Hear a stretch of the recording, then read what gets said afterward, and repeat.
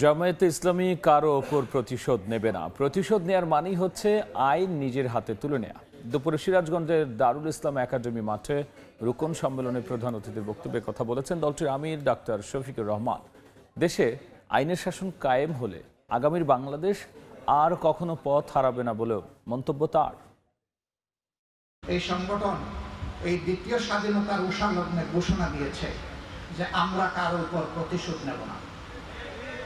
প্রতিশোধ নেওয়ার মানে হচ্ছে আইন হাতে তুলে নেওয়া।